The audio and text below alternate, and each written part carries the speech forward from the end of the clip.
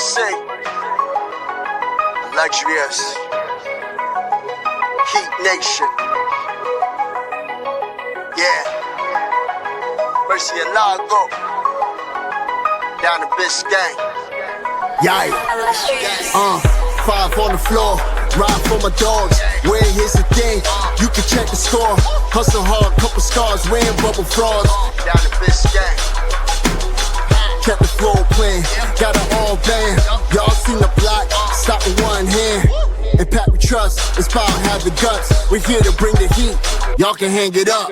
Welcome to 5 on the Floor, a daily insider show on the Miami Heat and the NBA, featuring Ethan Skolnick, Greg Sylvander, Alex Toledo, Brady Hawk, and others from the 5 Reasons Sports Network. Also, make sure to subscribe to Off the Floor for the most heat anywhere.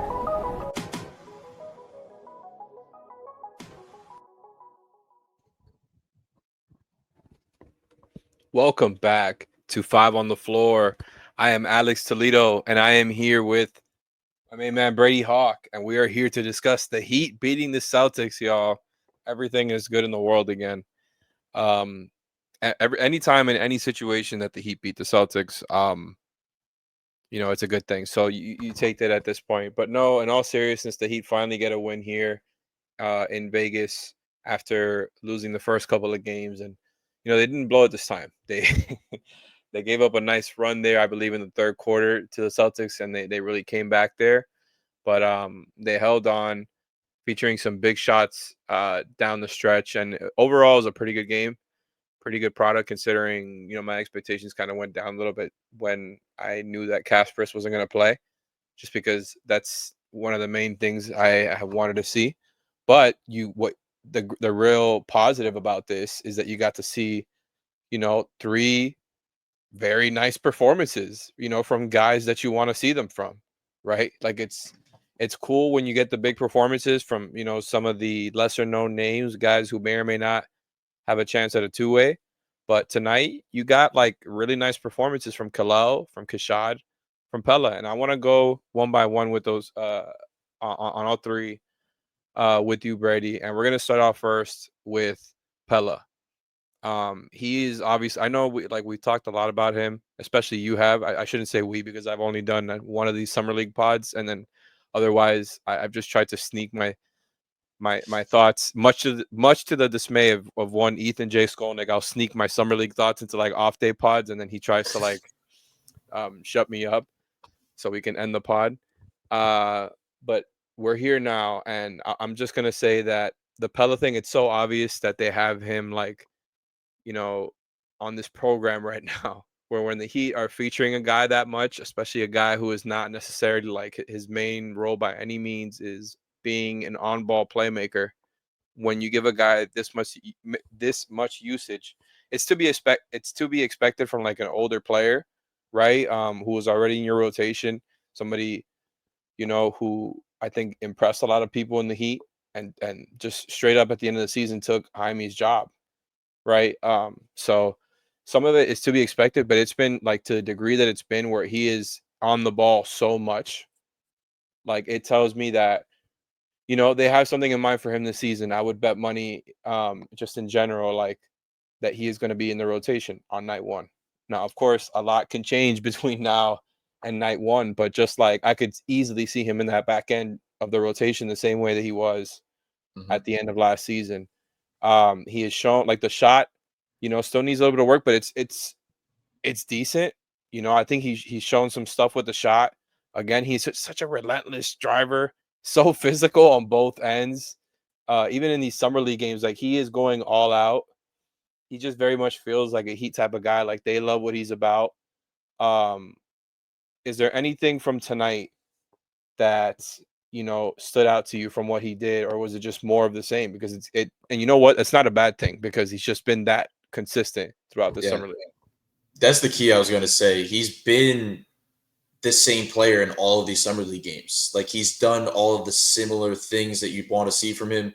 The one thing that I pointed out over and over is just the stuff you mentioned with just being a bowling ball, getting down to the basket, getting into the body of guys, being able to finish through traffic. And honestly, probably bigger than anything is his confidence. Like he looks like a really confident basketball player out there. And that isn't really something that's developed. That was there last year. I know there was like the moment like with Tatum there was the back and forth there where he just like if going at him in that type of game, it was like, okay, this guy's ready for the moment. Look at him today. I mean, you see Stevenson and Walsh going at it a bit back and forth. And what does Pelle do? Pelle takes matters into his own hands where he wants the ball in his hands because he wanted to go at him. And he draws a foul, ends up picking up his second technical, and he ends up getting ejected. That's a Heat type thing. Like to like put that on himself as like, okay, I'm the main guy on this team that has to kind of like figure this type of stuff out. I just think that's a positive. He just looks like a positive offensive player right now. The shot, as you mentioned, is most with players like him, it really is all confidence to me. Like that's what we talk about Jaime's shot. I never thought Jaime's shot was broken. He had moments in Summer League where it looked really good, where he actually developed it early on in the season, but his confidence was shot. And then when the confidence is shot, the jumper looks shot. And it's just like kind of trickles from there. So the confidence is a major factor heading into next season. If you have this version of him kind of flowing into training camp, 100%, I see this guy as a rotation player. I'll say one of the things I haven't mentioned a lot of with him is his defense, because that's kind of one of the main things that we saw from him last year was how just physical he was defensively. Now, the reason I say physical is because one of the issues was he was somebody that would pick up a bunch of fouls. You're still seeing that here, but I think in the back of his mind, he's playing in a Summer League game where he knows he has about 15 of them, so he's gonna use them. But he's been better with it. Like it really, like I've seen moments where like he stays very vertical at the rim. Like he almost makes it like he's trying to make a point of how vertical he is because he's kind of developed that where he jumps off his feet really high, but stays up in the air with his hands straight up, and it's like. I like to see that type of development. I like to see the kind of those in-between things that are going to be needed heading into next season. They're going to need that kind of perimeter defense. And the reality is, I mean, I look at this roster and I say, there's not a ton of guys on this Heat roster that have the defense, like the perimeter defensive attributes of Pel Larsson with also the offensive upside that we're seeing. So I've just been very encouraged by the stuff we've seen from him. Offensively, I kind of look at it where I think we're going to talk about this later, but I'm trying to figure out like what his role is going to be next season. And that's what I've been trying to figure out. I feel like from California Classic to now, and I can't really put my finger on it, honestly. And I feel like that might be a good thing because if you don't want to put a guy like him in a box, but I can't really figure out. He's getting a bunch of usage, as you mentioned. I don't think that's going to be the case next season where he's going to get a ton of usage, but I want to see him get more usage than he got last year. I want to see him kind of get the ability to kind of just try to make plays in those in-between areas, get down the slots, just find different ways, like not having to be a strict off-ball cutter baseline guy. Because it seems like he is more than that. So just a lot of good stuff from him. And he's a transition player. And we've seen it a bit in this Summer League, but that was something we saw a lot last year. He's a spark. He's somebody that can like really energize you if he kind of, the pick sixes, just getting out in the open floor. Really good at and ones around the rim. Like he's a natural when he takes contact around that area. So we've just seen some really good things from him. This is obviously the last game. That's why we were kind of wanting to touch on him because he's going to play for his national team. And I'm kind of think that's kind of even better for him, kind of get those reps with those type of players because that's a kind of different type of development because as much as he was high usage with the Summer League team, he's not going to be that same role for Sweden. He's going to be a major part of Sweden, but they're going to put him in different spots as well. So I kind of think the versatility of kind of moving him around a little bit offensively will be good for him next season. For sure. And you mentioned a lot of great points there. And it's almost like sometimes you don't even like feel the need to mention the defense because it's been like that's the known quantity with him, right? Where like you mentioned the physicality that he showed all of last season. I think it got to the point where that's why he got that spot at the end of the rotation there, in the second half of the season is because of that like physicality on defense. And he had the stretch where he was starting at, I don't remember exactly what the numbers were. He was averaging like 14, 15 points. Like the offensive upside stuff, obviously it's to a certain extent, but there is a certain level of upside in the sense that, like you mentioned, he was already a really, really low usage player last year where like everything was off ball. He's a great cutter, but on a team that lacks great spacing.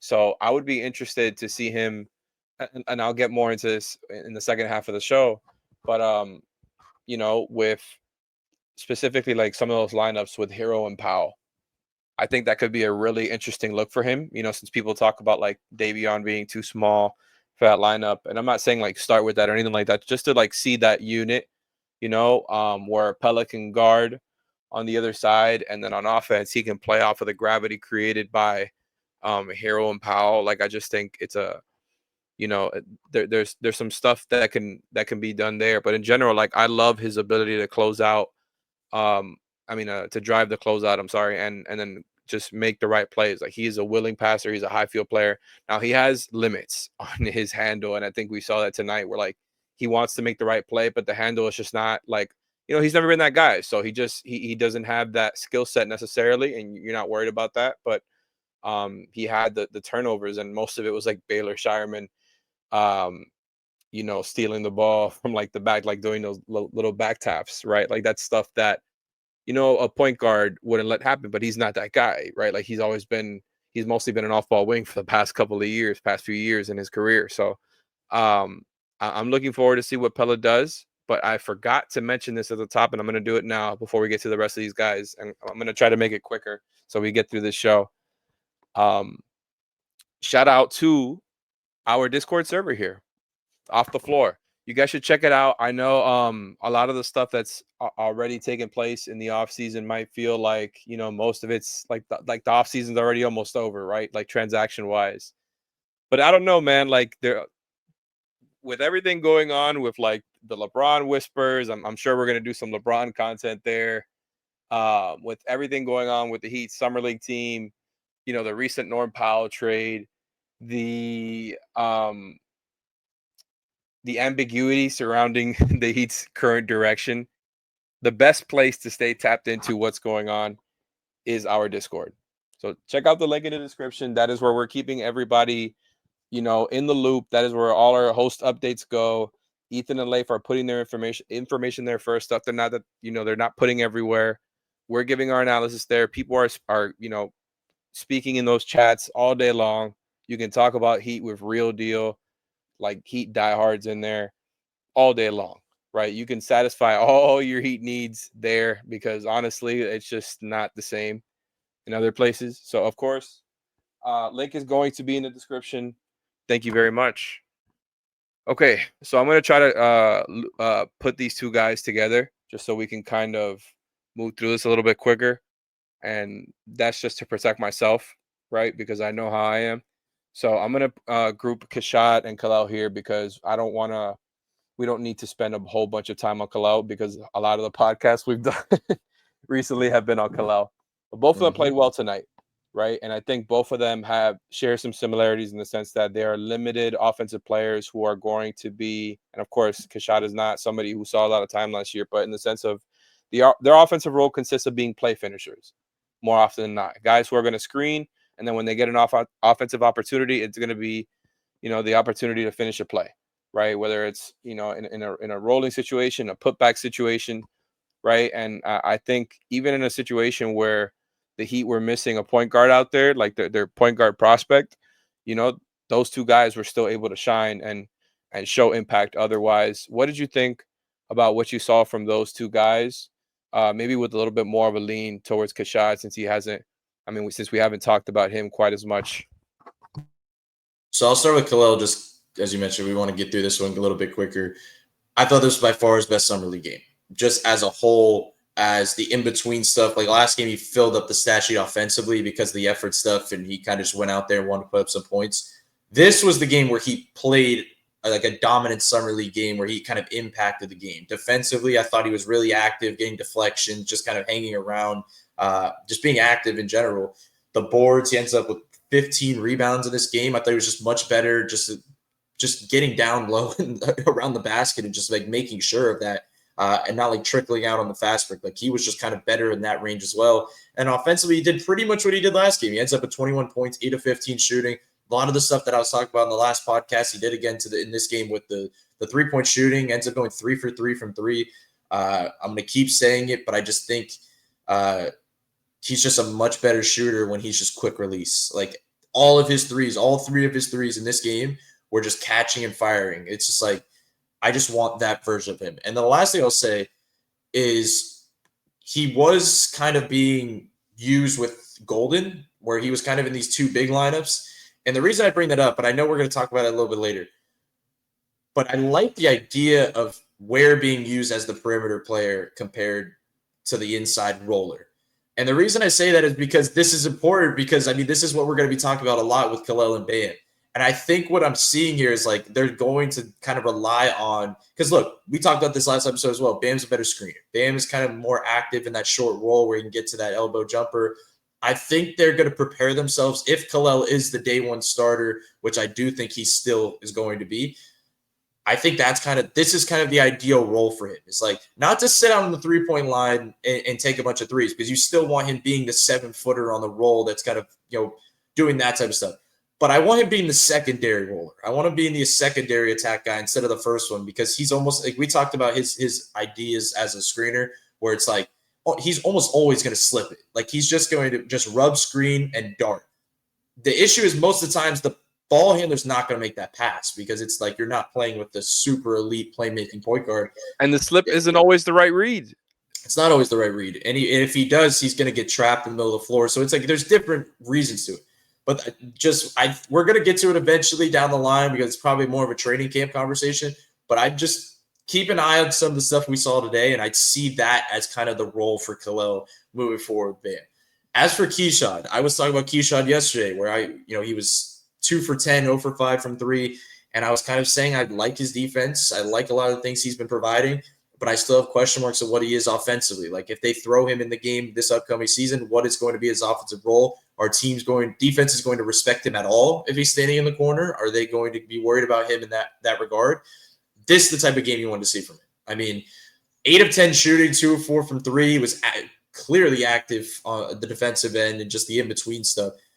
Ends up with 22 points, but it's like he just played a really good all-around game offensively. He looked – I keep saying this word, but the confidence. I mean, Pelle, Keshad, and Kel'el looked like players today that shouldn't be in Summer League, and that is what you wanted to see. You wanted to see them look like they're shoulders above a lot of some of these other guys. So I just liked what I saw from Keshad. I think the idea of him, if he could just be some type of knockdown, I won't say knockdown shooter, but be a capable outside shooter on open threes like we saw in this game.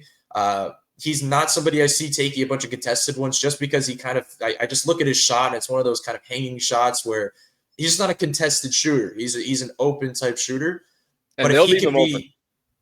They will. He's going to be open in those corners. And if he can just somewhat make them pay in the reps that he gets, that changes everything. Because – look, if it gets to – this is why it's so important is because if it does get to down the line where he is like a respected three-point shooter, and that's down the line, and I'm not even saying like heavily respected. It's just like, okay, we're not going to stand in the paint when he's in the corner.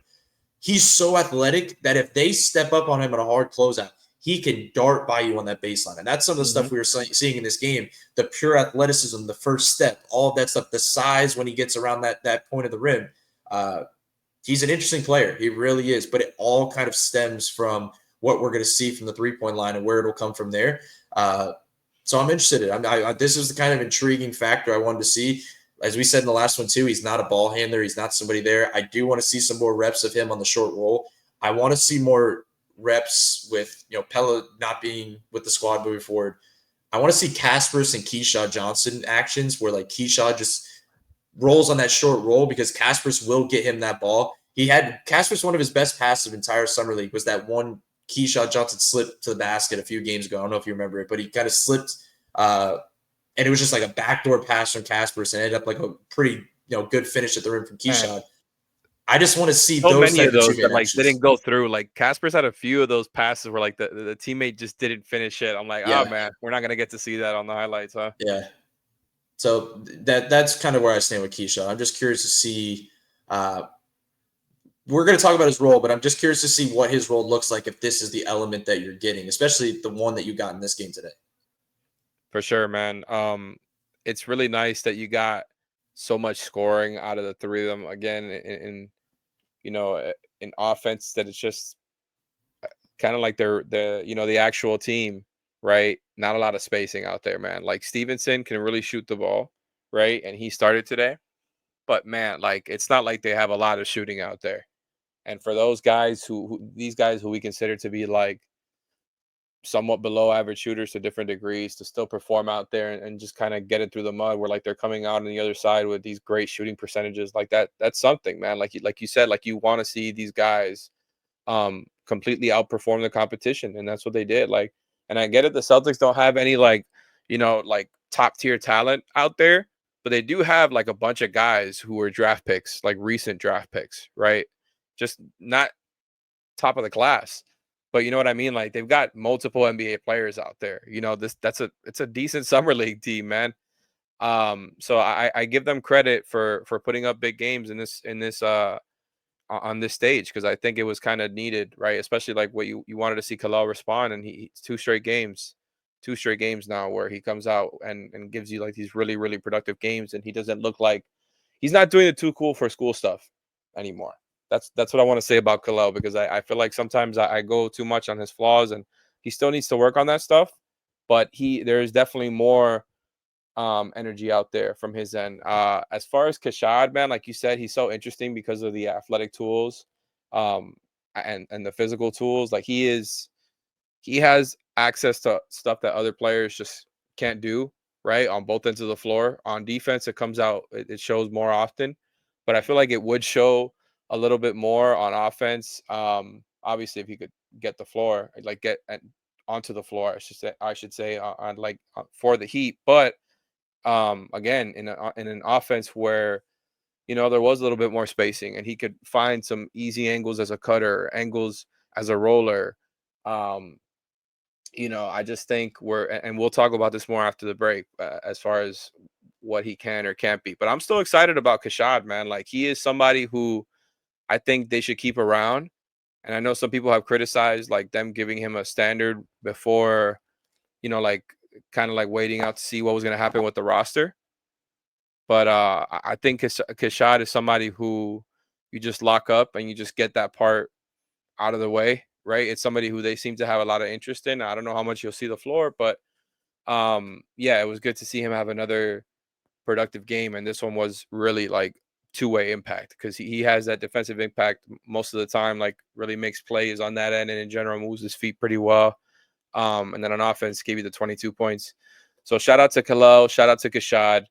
We're going to talk a little bit more about these three guys and what their role could be for the Heat next season. But before we get into all of that, I want to shout out Prize Picks.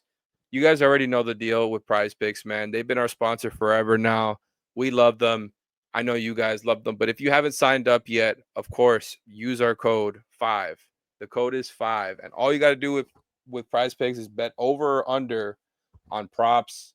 And honestly, man, like you can do it for any sport. They've got anything and everything you can think of on there, including Heat Summer League, by the way, which I just confirmed through my sources here. But in general, you already know the deal with Prize Picks. Get on there, use our code 5, and you get $50 instantly after playing $5.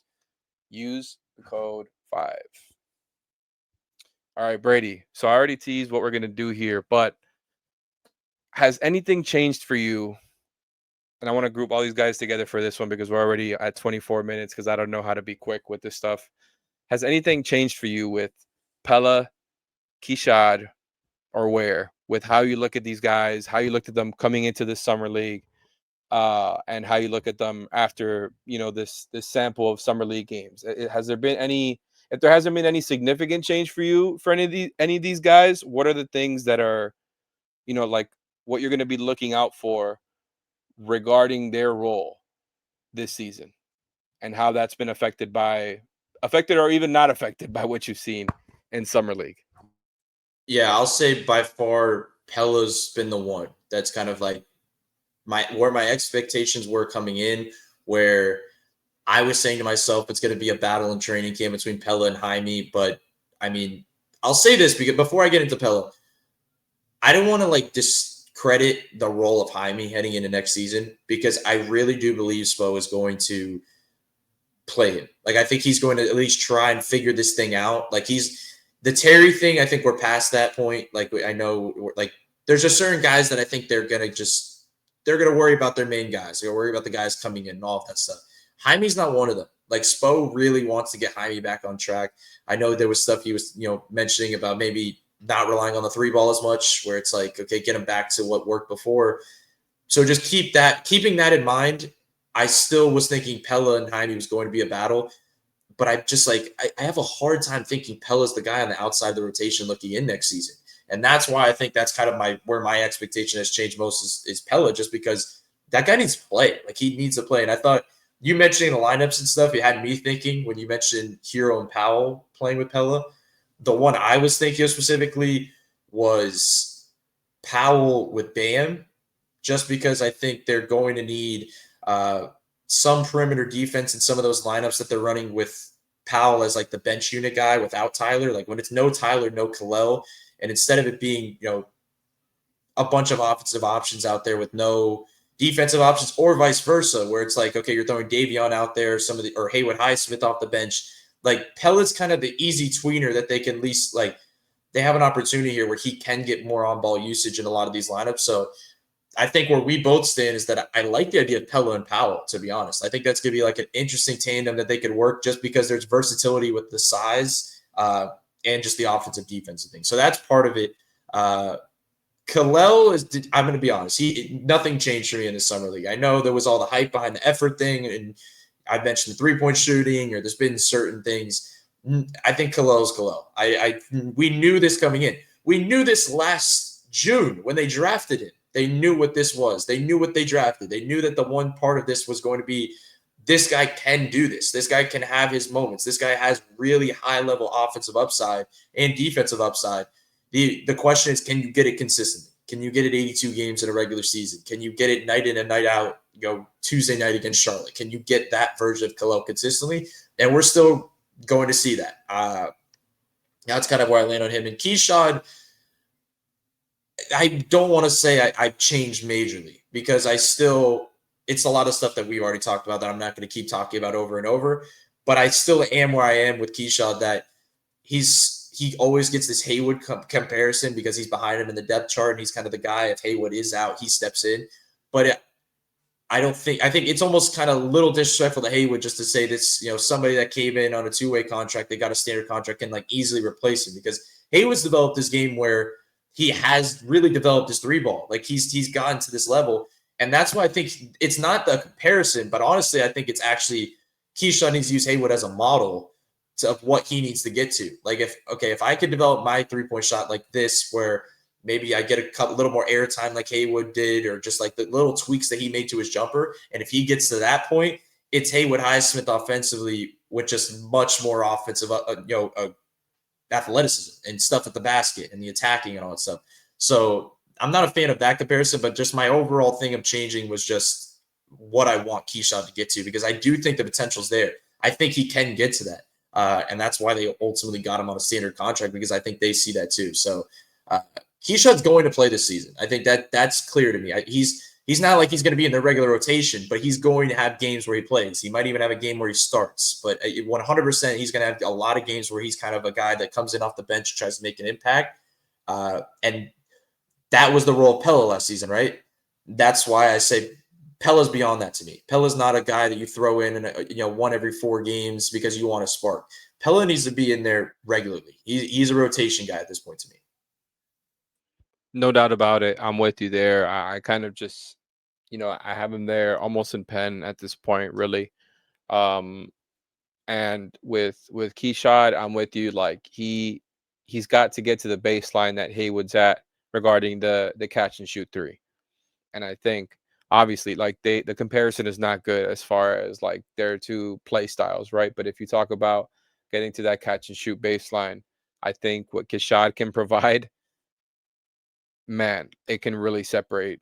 He can really separate himself from Haywood if he gets to that level of 3-point shooting, where it's just like, okay, he's not by any means a knockdown guy, but he will hit these open ones. And that's where Haywood's at. Like, he's not taking a whole lot of them, but he takes open ones and he hits them at a pretty good rate. Like, it's kind of what we got with Davion and what we're probably going to continue to get. Like, I'm not trying to jinx or anything. We probably don't get 45% again from 3, but just in general, like a guy who you feel comfy with them taking those open 3s, and they feel comfy taking those open 3s that are being given to them. And I think it's going to happen with Keshad no doubt. He's going to get plenty of space, right, if he does touch the floor. And I do think he's going to touch the floor more this season. Of course, it's a low bar, right? Like, it's an easy one to go over because he didn't play much at all last season. But I think especially if we do see any sort of trade involving Wiggins and or Haywood, just depth chart wise, like, it's two guys who are playing the 3, sometimes the 4, depending on what Spo does this season.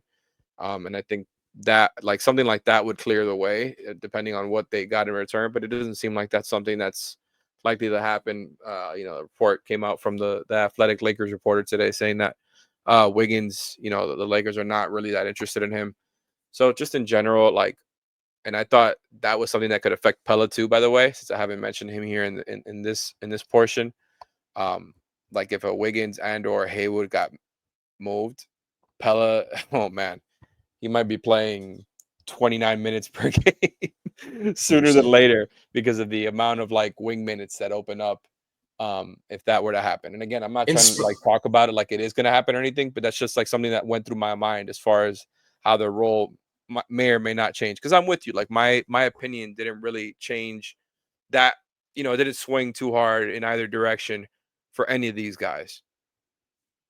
I was just going to jump in and say Pelle, and like in Spo's eyes, Pelle's like wing Davion Mitchell to me. Like that's his mindset, because those are the type of guys that he just wants to play for, as you said, 42 minutes. Like they're not going to, well, Davion's starting at this point, but like those guys that come in off the bench that he just keeps out there the rest of the 18 minutes of the entire half because he never brings them out. Pelle's at that point. He's at that level. I really do think Spo is going to. He's just a hard player to like take off the floor because he's just always impacting things and how hard he gets after it. I know I joke around about how much he dives on the floor, but he's legit always on the floor, offensively or defensively. Like, he is just like going at it at a crazy level. So that always helps. Like, that part of it helps just because I know this guy is like, Spo is going to play this guy. And that's why I'm interested, because it's like the guy that Spo would usually lean into is Pel Larsson. But the guy that Spo does believe in is Jaime Jaquez to get back to the level that he was in his rookie season. So I'm like, it's tough for me to like predict what I think Spo is going to lean into next season. Maybe, my question is, I guess, and we'll finish here. Like, is there any possibility where, let's say, Pelle is playing at a really high level in the training camp, but Jaime kind of also has a redemption where he's shooting the ball decently well? Is there a way that they both could play off the bench? Because I don't know. I have a hard time seeing how they would be able to do it, but do you think it's possible? I think it's technically possible. I don't know if I wouldn't expect that, but I think it's technically possible. First, because I don't like, you can start, narrowing it down if it's like you don't expect Kaspers to play. If you think like Spo, for some reason, whatever reason, is not impressed by, I don't know, like Fontecchio shooting, he's like, okay, it's not worth, whatever flaws you perceive, he's not like a good enough shooter to play him, like whatever. I'm just trying to figure out like the path, right, to how you get to Jaquez and Larsson. Obviously, well, I guess any of us expect Terry to play either. If they don't get, let's say they don't get the backup big, I guess, and it is the big man room is Bam and Ware, and it's like, okay, well, we have to stagger this season. We have to kind of do this. I could see a way where, like, let's say it's the Davion, Tyler, Wiggins, Bam, Ware, just for now. And then you throw Powell with Jaime and Pelle, and then maybe you mix in a Haywood and you're staggering Bam and Ware. I guess that would be my only way I could think of where they could figure it out. But it's tough. It's just tough. The reason I bring it up is just like it's tough. It's a tough thing to figure out the way for them both to play. And I hate to pin them against each other, but I do think it is a case in training camp where that's going to be the most interesting battle to me. It's going to be kind of who comes out on top there and who ends up cracking the rotation. But I guess it is possible. Ideally, they do have a backup big, though. I really hope that's not the case where it's like Pelle and Jaime are playing off the bench because they didn't get anybody else to back up Ware and Bam. I really hope that's not the case, but it is a possibility. I'm gonna differ with you a little bit on that. I wouldn't mind whatsoever if they got another, like they absolutely do need depth piece, like a depth piece. As far as like another big man, I think. I didn't mention Nico. I just gotta say that I knew I was missing somebody when we were going through that, and that's a big part of this as well. So that also puts like a big piece of this. No doubt. That is 100% like a big factor into all of this. And I'm with you. They need another 5, just like depth wise. But I'm honestly like, if it were up to me, and for good reason it isn't. But if it were up to me, I would be a stagger guy with Bam and Ware, and not like 100%. I just mean like after the starting lineup, one of them is on the floor at all times, and you can go back to it if you want, like for a closing unit if you're really impressed with Ware that day, whatever. But and I think that's likely where like it goes if I had to bet. Not only because that's where the roster is right now, where like there isn't another five other than Vlad Golden on a two-way. And so like even if they did have another five, let's just say like a replacement level veteran minimum big, like a guy, you know what I mean? Just I think he would probably still stagger. But I think it just in general, if you had another like a third big there who you can play, because like you're one injury away from being like extreme, like you're one injury away from it being a real problem. And I know that like injuries in general, like you could say that about a lot of players, but yeah, like the Heat just in general, like two bigs on the roster is not enough, especially when you're starting two of them next to each other, right? Like I just think it would be really nice to have another one there. And yeah, so I agree with you there. Um, as far as Kel'el, man, I think you're gonna hear around training camp. And I know it's been said before, but I agree with this sentiment that the starting the starting lineup is a competition. I think that's what you're gonna hear. Now, how much It of it should like be. you It believe should or be. not, I'm with you. I'm with you. I think it should be. I don't think Kel'el, I think you want to make him feel like he has to put it all out on the floor, and Yeah. you want him to be there already, but just in a sense of like, hey man, like if you don't clean up some of the stuff that I know like for sure they've been asking him to do this stuff forever now. Like it's the same, like you mentioned, it's the same stuff that was the book on him pre-draft, right? Like if he doesn't, like if they feel like he's not where he needs to be with some of this stuff that they need him to do, I think for sure you make it a competition, and if somebody, specifically Nico, beats him out on the job, where it's just like, hey, like I'm not necessarily like an advocate of that for as much as I like Nico and think he's good. Because I sometimes like Nico in the starting lineup, like it just ends Mhm. up not looking that great unless they're I'm really with going you. to emphasize him like on ball. If they're not going to do that, then I'm not really No. interested in it, because I think there is something like to be said about like the idea of like him on ball, bringing up the ball up the court, and then you see like Powell and Hero running off of screens. Like, okay, Well, you that's know, going to be the stagger off the bench, right? I mean, that's the ideal thing to me. I mean, Nico is your backup point guard in a sense as your ball handler, and then you have Tyler staggered with Powell a little bit. Like that's ideal to me. That's why you have to. So like you could say you have to go earn it, but it's also not just Ware earning the starting lineup thing. It also to an extent is maybe it's Davion and Powell. Like even oh, for like sure. there's ways to frame this all around the board of getting after it. I mean, it's Tyler and Bam that are locked in right now in the starting lineup, and everybody else go earn your spot. Like that's the way they have to kind of treat training camp. For sure. I'm with you there. I'm honestly like, I'm more, we don't have to get too much into it. We're just, I just enjoy talking ball with you. But the Powell stuff, man, I would love to see him start. Not only because of how good he is and how much they need the offense, but I just want to see it. I would like to see the Heat or like those type of shooting threats around Bam. I would love to see how it looks and how they figure that out around those two would be interesting, right? But I would like to see it, and we will see it. Like for sure, we're gonna see it. Maybe it just isn't, you know, like I feel like everybody has different expectations for how the lineup is gonna play out. I'm not. I'm really not sure. I'm really not sure. Like I have maybe like expectations that Bam and Ware are still going to start, but I wouldn't be like 100% shocked if Jovic somehow came out as a starter. I would still bet on Ware though, right? Mhm. And then in the backcourt, like you mentioned, Hero is a lock. I think Powell is I would lean on him being a starter, and then from there, I think, but I don't think it's in pen. But then you get to Davion and Wiggins, it gets tough. It gets tough there. So So that's for another pod though. yeah, let's We hope got the Ethan 40 doesn't get to minutes. the let's hope Ethan doesn't get to the 39th minute of this episode to hear that we turned this summer league recap into starting lineup and rotation talk. So But yeah, honestly, let's man, just it's whatever. Like that was just we just dipped our toe into rotation talk. And you know what? It all came from a good place with good intentions, because it originally started with the guys who are here playing in summer league. But look, they're a huge part of what the Heat are now, with this iteration of the team. They're a huge part of this team, and what fans are looking forward to seeing next season. Like most of it has to do with these younger players who have, intrigue. So like um it was it was nice to see, the three guys all play well in the same game together, and really all three of them give you two-way impact. So with that being said, shout out to Brady Hawk, shout out to Prize Picks, shout out to our Off the Floor Discord server. Oh, and also shout out to the guys who covered the game for us on playback, playback.tv/5RSN. We watch the games there. If you want to check that out. Again, the Discord link is in the description, $2.99 per month. Make sure to do it on your computer if you can. Discord. Thank you, Brady. Thank you to everybody for listening, and we're gonna wrap it up there. Have a good night, y'all.